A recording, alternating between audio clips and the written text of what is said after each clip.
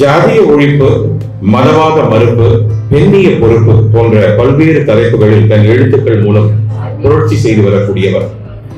அம்பேத்கர் இவருடைய பேனா என்றால் பெரியார் அந்த பேனாவில் ஊற்றப்பட்டிருக்கக்கூடிய மையாகும். உங்கள் குழந்தை யாருடையது என்ற தலைப்பில் குழந்தை வளர்ப்பினை உறக்க சொல்லியவர்.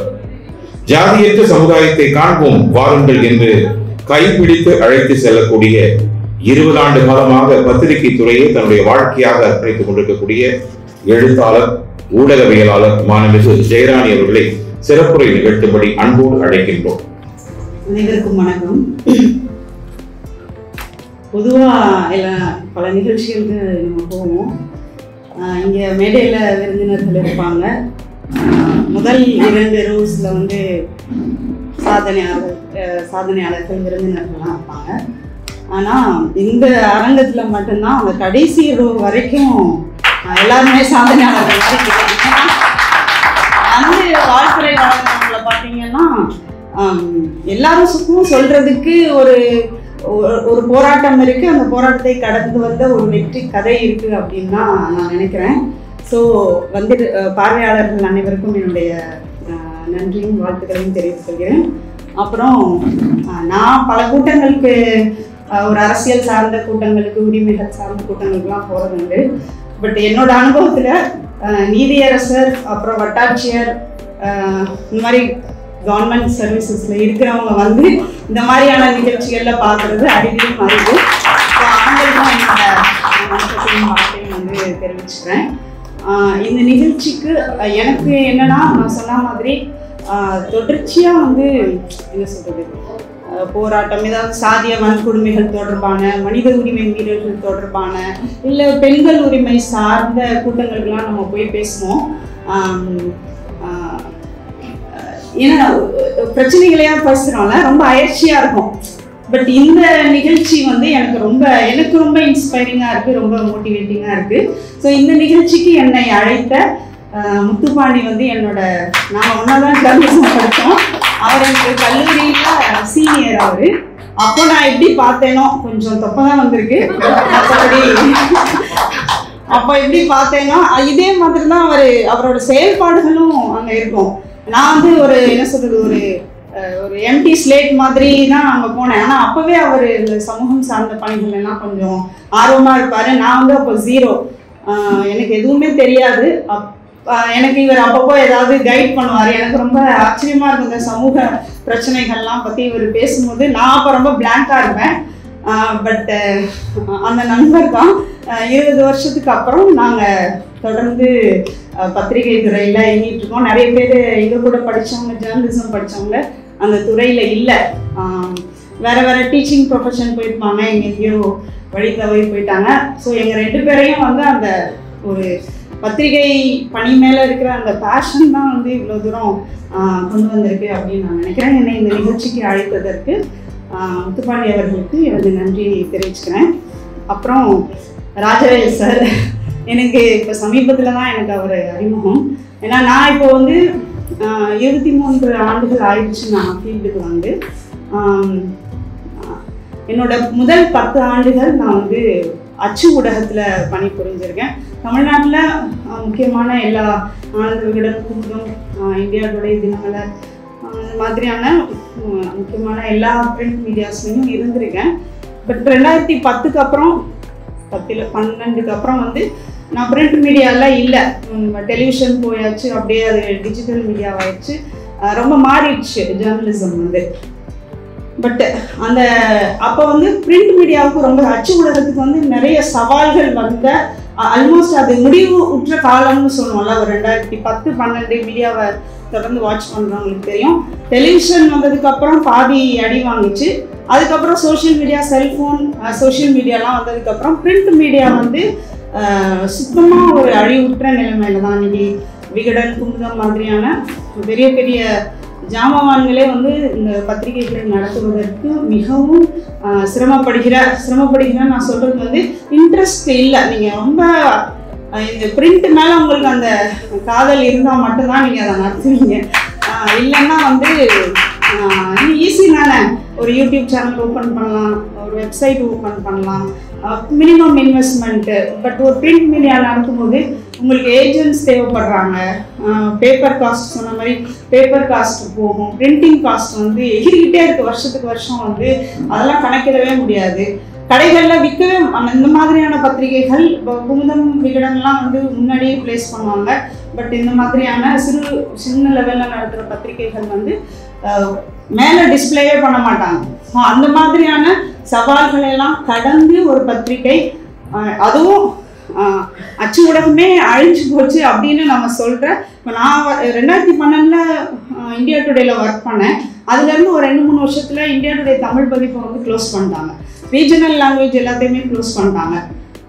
ஸோ அந்த மாதிரியான பெரிய பிராண்டு பத்திரிகைகளே வந்து ரொம்ப சிரமப்பட்டு நிறுத்தப்பட்ட காலகட்டத்தில் இவர் பத்திரிகை தொடங்கி இவ்வளவு நாளாக அதை வந்து நடத்திட்டு வர்றது மட்டும் இல்லாமல் இந்த மாதிரியான பல பேரை அங்கீகரிக்கிற ஒரு விருது நிகழ்வுகளையும் வந்து நடத்துறது உண்மையிலே போற்றுதலுக்குரியது. அவருக்கு என்னோட வாழ்த்துக்களை வந்து நான் தெரிவிச்சுக்கிறேன்.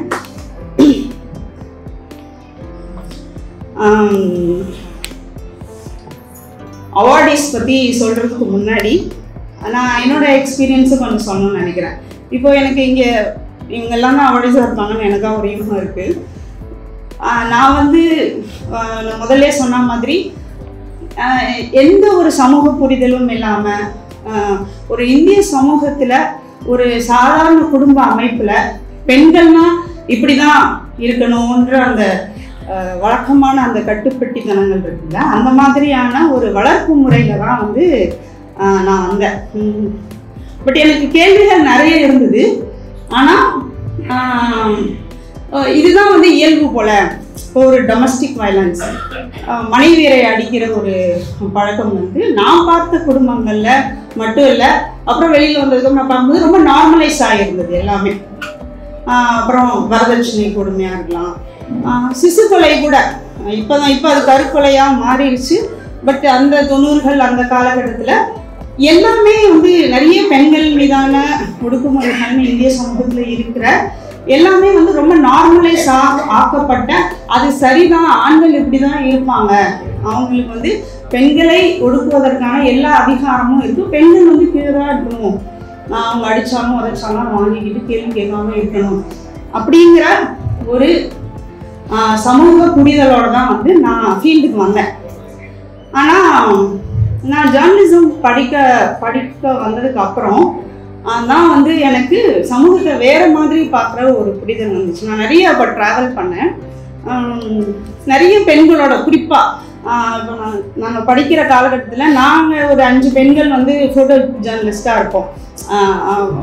ஃபோட்டோகிராஃபியில் இன்ட்ரெஸ்ட் இருந்த ஸ்டூடெண்ட்ஸாக இருந்தோம். ஸோ நாங்கள் வந்து அதிகாலையில் கிளம்பி எந்த ஊரே தெரியாத பேரே தெரியாத பஸ்ஸில் ஏறி அந்த பஸ்ஸில் ட்ராவல் பண்ணி போய் அது எங்கே கடைசியாக நிற்குதோ அந்த ஊரில் இறங்கி நாங்கள் போய் ரீச் ஆகும்போது ஒரு 5-5:30 மணி இருக்கும். ஸோ அங்கே இருக்க மக்கள் அப்போ தான் வந்து விவசாய வேலைகள்லாம் செய்கிறதுக்கு பெண்கள் கூட்டமாக போயிட்டுருப்பாங்க. அந்த பெண்களோட உட்காந்து நான் வந்து பேச தொடங்கினதான் என்னோட இந்த ஜேர்னியோட ஃபஸ்ட்டு அனுபவமாக எனக்கு மனசில் இருக்குது.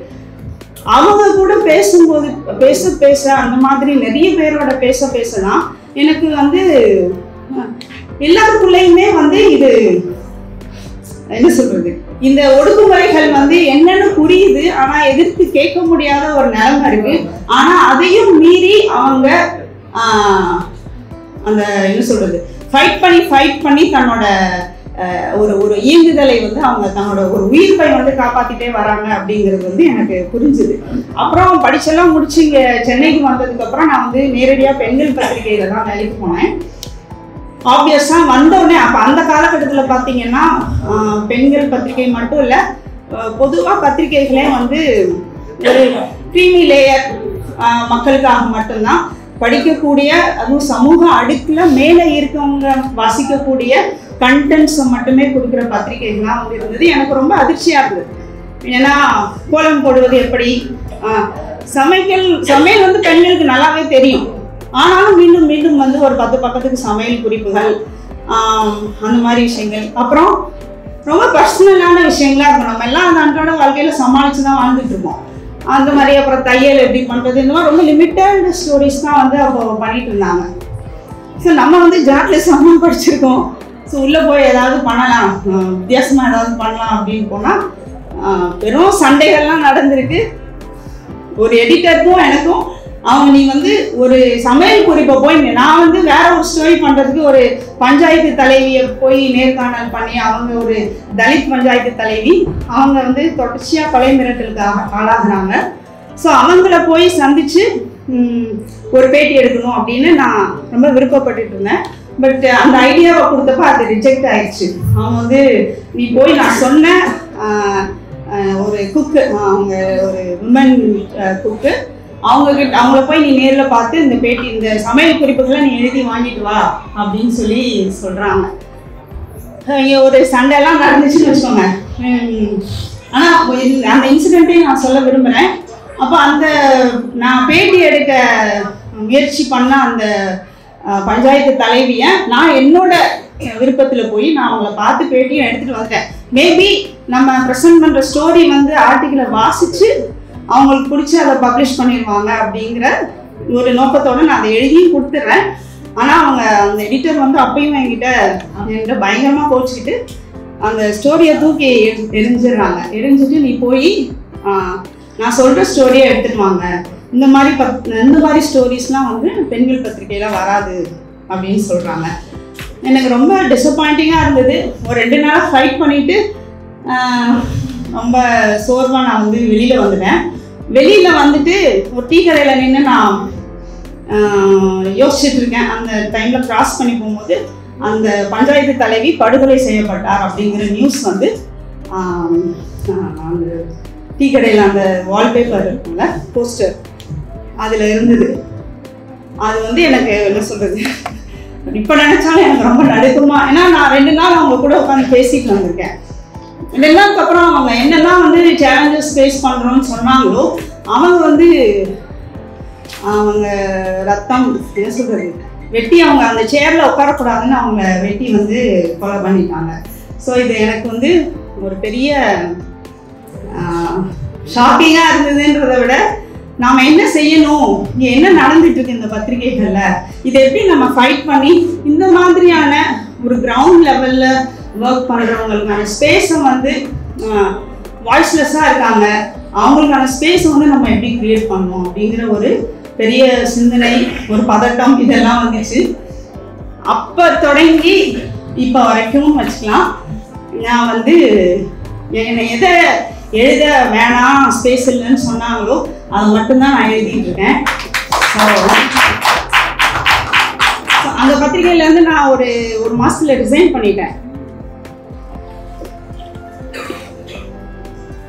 அதுக்கப்புறம் நான் அடுத்த ஒரு பத்திரிகைக்கு விகடன் மேகசினில் விமன்ஸ் மேகசினுக்கு வந்தப்போ முழுக்க கிராமப்புற பெண்கள் சார்ந்து தான் நான் ரிப்போர்ட் பண்ணேன். கிராமப்புற பெண்கள்னு சொன்னால் முதல் முறையாக டிராக்டர் வாங்கி ஓட்டியிருப்பாங்க, அவங்களே வாங்குவாங்க, அவங்களே ஓட்டியிருப்பாங்க.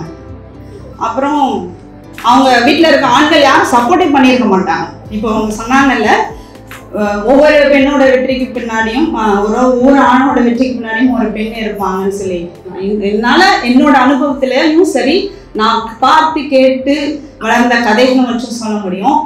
எந்த பெண்ணோட வெற்றிக்கு பின்னாடியும் அரிதா சில விஷயங்கள் இருக்கலாம், சில rare exceptions cannot be examples.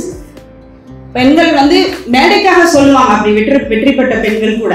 நீங்கள் கேட்பீங்க, என்னோட ஹஸ்பண்ட் சொல்ல வேண்டிய தேவையவே இந்த சமூகம் உருவாக்கி வச்சிருக்குன்னு நான் நினைக்கிறேன். பெரும்பாலான பெண்கள், வெளியில் வர பெண்கள், அவங்க வந்து ஒரு சமூக ரீதியான ஒரு சமூக உரிமைகளுக்காக போராடுறவங்களா இருக்கலாம், இல்லை ஒரு தனிப்பட்ட ஒரு வளர்ச்சிக்காக, ஒரு இப்போ ஃபிட்னஸ்க்காக கூட. நீங்கள் எத்தனை வீட்டில் வந்து உடற்பயிற்சி செய்ய அனுமதிக்கிறாங்கன்னு யோசிக்கணும் இல்லையா? உங்களுக்கு விருப்பம் இருக்கலாம், ஆனால் ஆண்கள் வந்து பெண்கள் கல்யாணம் ஆனால் இப்படி தான் இருக்கணும்னு ஒரு, நீ எதுக்கு இப்போ நீ வந்து ஃபிட்டாக இருந்து என்ன செய்ய போகிற, யாரை வந்து பார்க்க போகிற, அப்படி அந்த மாதிரி இழிவுபடுத்தப்படுற கொச்சைப்படுத்தப்படுற கதைகள் தான் வந்து இங்கே நிறைய இருக்குது. ஸோ பெண்களோட வெற்றிக்கு பின்னாடி ஆண்கள் இல்லைனாலும் போராடி தன்னைத்தானே செதுக்கி மேலே வர்ற பெண்கள் வந்து இங்கே வந்தேன் அப்படின்னு சொல்லக்கூடிய நிர்பந்தமான ஒரு சொசைட்டியில் நம்ம வாழ்கிறோம் அப்படின்றது தான் வந்து ரொம்ப ஒரு வேதனைக்குரிய யதார்த்தம். கடல் பாசி எடுக்கிற பெண்களை வந்து நான் ஒரு ஸ்டோரி பண்ணேன். அப்போ தான் இந்த மாதிரியான பேட்டர்னே இல்லை ஜேர்னலிசம். அப்போ வந்து எல்லா பெண்களுக்கும் மாதவிடாய் ஒரு சிக்கல் தான். அந்த பெண்களை நான் ஒவ்வொரு பெண்களும் எனக்கு இன்ஸ்பிரேஷனாக இருந்திருக்காங்க. நான் சந்திச்சு பேட்டி எடுத்த பெண்கள் வந்து எனக்கு எவ்வளோ என்ன இன்னைக்கு நான் யாராக நிற்கிறேனோ என்னை உருவாக்குனது அவங்க தான் அப்படின்னு சொல்லலாம். அவங்க வந்து கிராமப்புறத்தில் இருக்க பெண்கள் தான் அதுவும் மெயினாக வந்து நான் கடல் பாசி எடுக்கிற பெண்கள் சொன்னேன். மாதவிடாய் வந்து எல்லாருக்குமே வந்து ரொம்ப ஒரு வலி மிகுந்த, எல்லா பெண்களுமே ஒரு வலி மிகுந்த சிக்கல் தான். ஆனால் அந்த பெண்கள் அவங்களுக்கு 7 நாள் மாதவிடாய், நான் சந்தித்த பெண்ணுக்கு வந்து 7 நாளுக்கும் மேலேயும் மாதவிடாய் வலியோட இருக்கிற ஒரு பெண். ஆனால் அவங்க கடலுக்குள்ள 3 கிலோமீட்டர் அந்த உப்பு நீரில் நீந்தி போய் அந்த கடல் பாசியை எடுத்துட்டு வந்தால் தான் அன்னைக்கு அவங்களுக்கு சாப்பாடு கிடைக்கும். அந்த மாதிரி பெண்கள். அப்போ வந்து நாம இங்கே வந்து எல்லா கம்ஃபர்ட் இருக்கு. நமக்கு வந்து நாப்கின்ஸ் கிடைக்குது, நமக்கு வந்து ரெஸ்ட் கூட கிடைக்கும். நம்ம நினச்சா நம்ம லீவ் போட்டுக்கலாம், படுத்துக்கலாம், மாத்திரை சாப்பிட்டுக்கலாம். ஆனால் அந்த மாதிரியெல்லாம் எந்த வாய்ப்புமே இல்லாத பெண்கள் அந்த மாதவிடாய் வலியையும் பொறுத்துக்கிட்டு அவங்க அதை ஒரு பார்ட் ஆஃப் லைஃபாக அக்செப்ட் பண்ணிக்கிட்டு தன்னோட வாழ்வாதாரத்துக்காக அவங்க நீந்தி போகிறாங்க அப்படின்னும் போது அதுதான் பெரிய மோட்டிவேஷன் அப்படின்னு நான் நினைக்கிறேன். பேய் பணம் நம்ம எல்லாத்துக்குமே வந்து பெண்கள்னாலே வந்து ரொம்ப பயந்தவங்களாக அந்த சமூகம் ஆக்கி வச்சிருக்கு. எப்படியோ வந்து பெண்கள் வந்து பேயை பார்த்து இருட்டு பேய் இதெல்லாம் வந்து பயப்படாதவங்க பெண்ணே இல்லை அப்படிங்கிற ஒரு ஏதாவது தைரியமாக இருக்க பொண்ணா பார்த்தா அதுக்கே பேய் பிடிச்சிருக்கோம் அப்படின்ற மாதிரி சித்தரிக்கிற ஒரு போக்கு. ஏன்னா எனக்குலாம் பயமே இருந்தது இல்லை எப்பவுமே சின்ன வயசுல. எனக்கு கடவுள் நம்பிக்கையும் கிடையாது, பேய் நம்பிக்கையும் கிடையாது. ஆனால் என்னெல்லாம் வந்து அப்படிதான் வந்து போர்ட்ரே பண்ணுவாங்க, உனக்கு பேய் பயம் இல்லையா, ஏன்னா நீயே ஒரு பேய் அப்படின்னு சொல்லுவாங்க. ஸோ அந்த மாதிரி ஒரு ஒரு ஒரு சமூகத்தில் வந்து ஒரு பிணமெரிக்கிற ஒரு பெண்ணை வந்து சந்திச்சேன் நான். பிணமெரிக்கிறத தொழிலாக பார்க்குற ஒரு பொண்ணு. இவங்களை பற்றிலாம் நம்ம தெரிஞ்சுக்கிறது மூலமாக என்னன்னா நமக்குள்ள ஒரு ஒரு சமூக ரீதியாக நம்மளை வந்து அடக்கி வச்சிருக்க இல்லை நமக்குன்னு ஒரு பிம்பத்தை அதுதான் கொடுக்குது. அந்த மாதிரியான நம்மளை ரொம்ப அடக்கி வைக்கிற அந்த பண்புகள் இருக்குல்ல, சமூக பண்புகள், வெட்கம், பயம், இந்த மாதிரியான கோழைத்தனம், இதெல்லாம் வீக்னஸ், இதெல்லாம் இருக்கணும் அப்படின்னு நினைக்கிற விஷயங்கள்லாம் நீங்கள் எப்போ விடுவீங்க அப்படின்னா இந்த மாதிரி பெண்கள் இருக்காங்க, இவங்க வந்து நடுராத்திரி சுடுகாட்டில் இருக்காங்க அப்படின்னு உங்களுக்கு தெரியும் போது உங்களுக்கு அது ஒரு மோட்டிவேஷன். அவங்களுக்கு வந்து பேய் வராதா, அவங்கள அட்டாக் பண்ணாதா, அப்போ அவங்க கதையை சொல்கிறாங்க, அவங்க எங்கேயுமே பேய் பார்த்தது கிடையாது. இதெல்லாம் சொல்லும் போது உங்களுக்கு வந்து மோட்டிவேஷனா கண்டிப்பா இருக்கும்.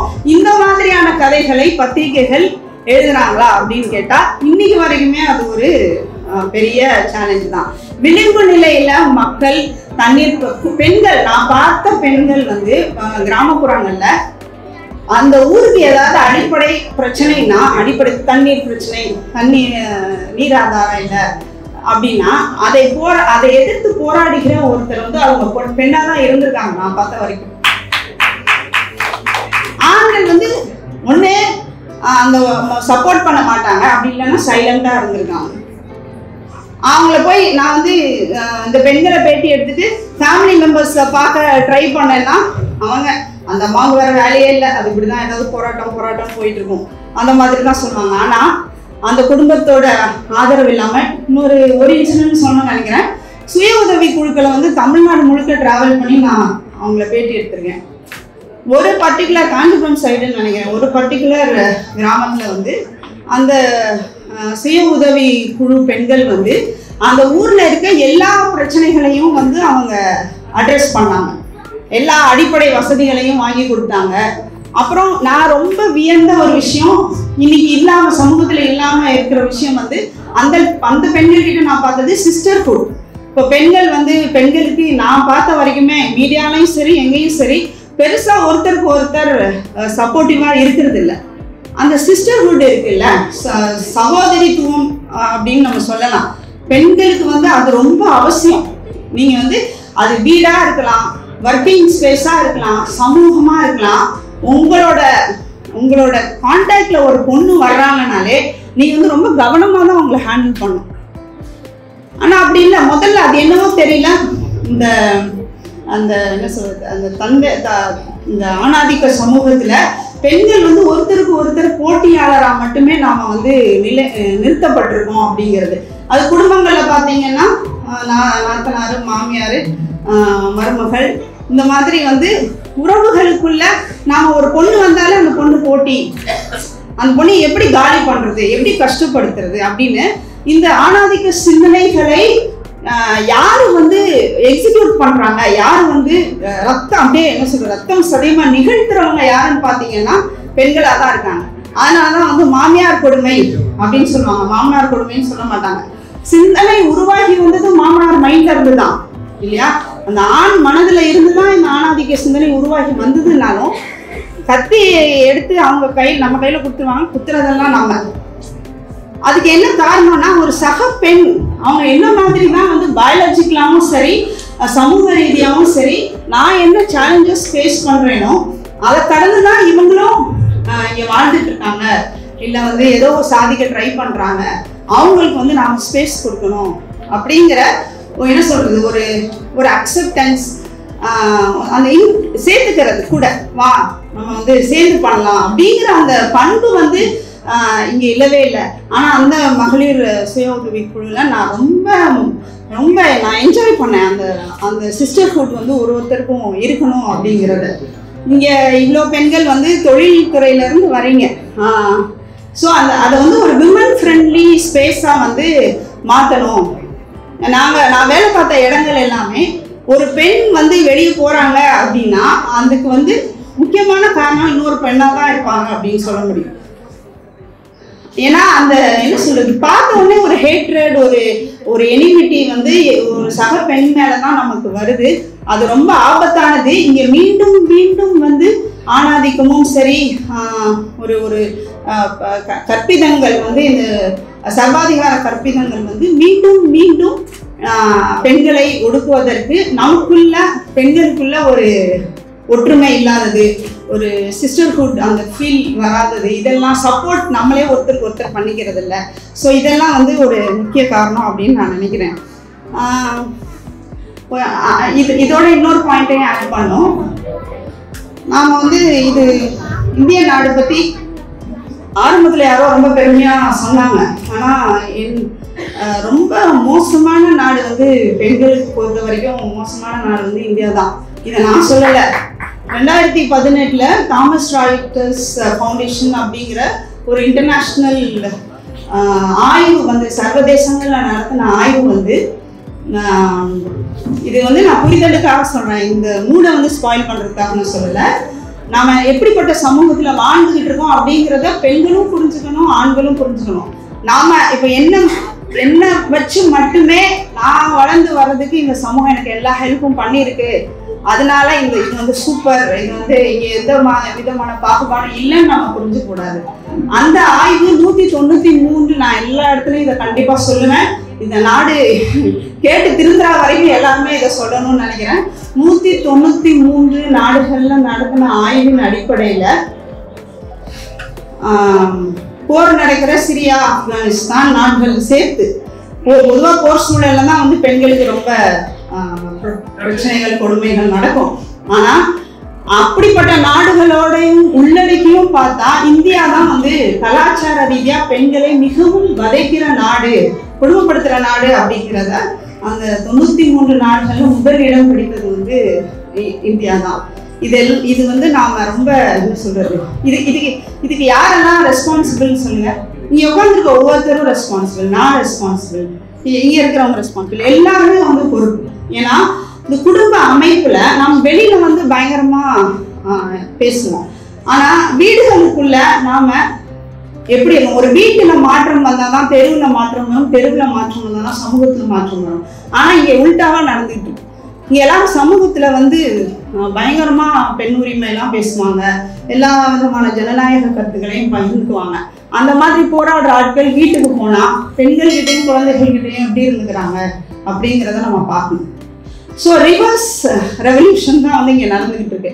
அது வந்து கண்டிப்பா ஒரு மாற்றத்தை இந்த சமூகத்துக்கு கொண்டு வராது அப்படிங்கிறது தான் உண்மை.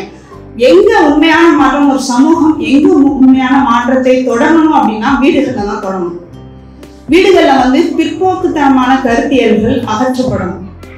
நீங்க ஆண்களுக்கு ஒரு சோசியல் லைஃப் பல ஜென்ரேஷனா இருக்கு, ஒரு சமூக வாழ்க்கை இருக்கு. ஸோ அவங்க அந்த சமூக வாழ்க்கையில கிடைச்ச அறிவை பெண்களோட, வீட்டில் இருக்க பெண்களோட பகிர்ந்துக்கிறதே இல்லை. அவங்களே வச்சுக்குவாங்க. அதை யாருக்கிட்ட காட்டுவாங்கன்னா, எப்படியோ போராடி ஒரு பொண்ணு தெருவில் போராடும் பார்த்தீங்களா, அந்த பொண்ணுகிட்ட ஷேர் பண்ணுவாங்க. ஆனால் வீட்டில் இருக்க பெண்களுக்கு நீங்கள் இந்த போராட்ட குணத்தை கொடுத்தீங்கன்னா சமைக்க மாட்டாங்களோ, துணி துவைக்க மாட்டாங்களோ, பசங்களெல்லாம் வளர்க்காம நம்ம தலையில எல்லாத்தையும் கட்டிட்டு ஊர் சுத்த போயிடுவாங்களோ அப்படிங்கிற ஒரு பயம் இந்திய ஆண்களுக்கு கண்டிப்பா இருக்கு. அதை அகற்றுகிற வரை, அதை மாற்றுகிற வரை இந்த குடும்ப அமைப்புல மாற்றம் வராது.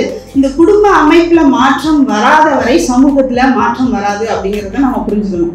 எல்லாருமே 3 விதமான லைஃப் இருக்கு.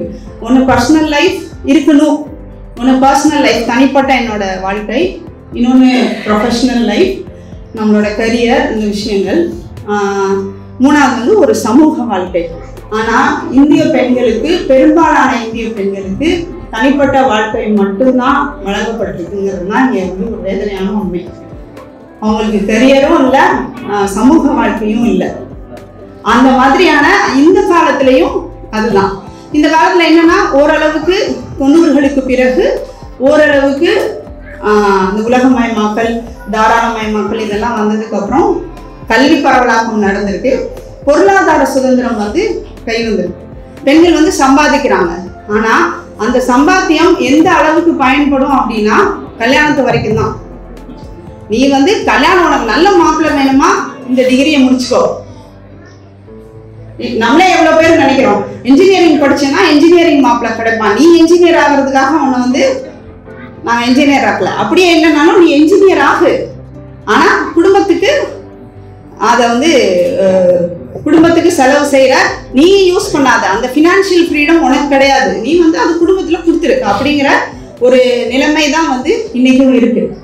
ஸோ இந்த நிலைமையெல்லாம் மாறணும் அப்படின்னா நாம இந்த குடும்ப அமைப்புல குடும்பங்களுக்குள்ள ஒரு புரட்சி வரணும்.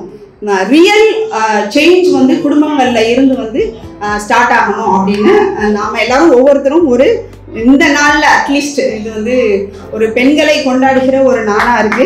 இந்த நாள்ல ஒரு முடிவு எடுத்துக்கணும்.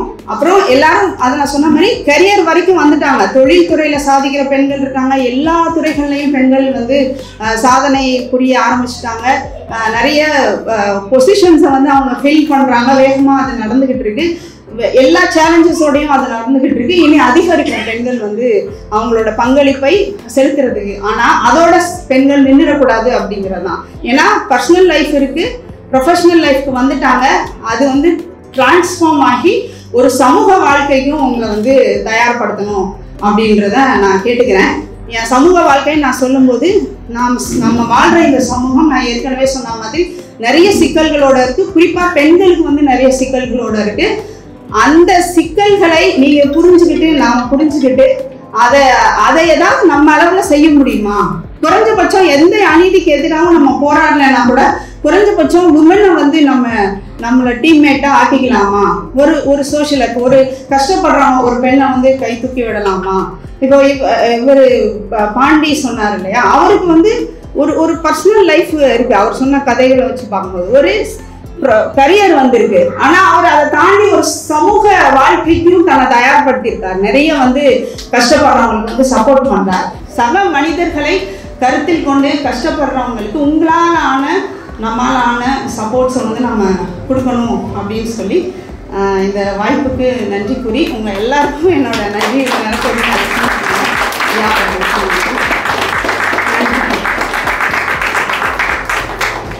மிக சிறந்த கருத்துக்களை வழங்கிய என்னுடைய சிறப்பு விருந்தினர். இவரை பற்றி இன்னொரு சிறப்பு குறிப்பு. இவர் எப்படி இந்த மாதிரி ஒரு சுதந்திரமான கருத்துக்களை, தூய்மையான கருத்துக்களை நமக்கு சொல்லியிருக்கார், எதனால் சொன்னார்னு ஆராயும் பொழுது இவர் ஒரு மிகப்பெரிய பாரம்பரியத்துக்கு சொந்தக்காரர். தமிழக சட்டப்பேரவையினுடைய மிகப்பெரிய ஆளுமையாய் விளங்கிய, கிட்டத்தட்ட ஒரு 5-6 முறை சட்டமன்ற உறுப்பினராக இருந்த திருமதி AS பொன்னம்மாள் நிலக்கோட்டை தொகுதியினுடைய சட்டமன்ற உறுப்பினர் ஏஎஸ் பொன்னம்மாள் அவர்களுடைய 3ஆம் தலைமுறை வரும். ஸோ அந்த தைரியம் தான் இங்கேருந்து அவங்க இந்த மாதிரி ஒரு கருத்துக்களை மிகவும் ஆணித்தரமாகவும் தெளிவாகவும் எடுத்துரைப்பதற்கு வாய்ப்பாக அமைந்திருக்கிறது என்ற நேரத்திலே சொல்லி அவருக்கான நினைவு பரிசை நம்முடைய ஆசிரியரும் பதிப்பாளருமான திரு ராஜவேல் அவர்கள் தன்னுடைய திருக்கரங்களால் நினைந்து வழங்குகிறார்.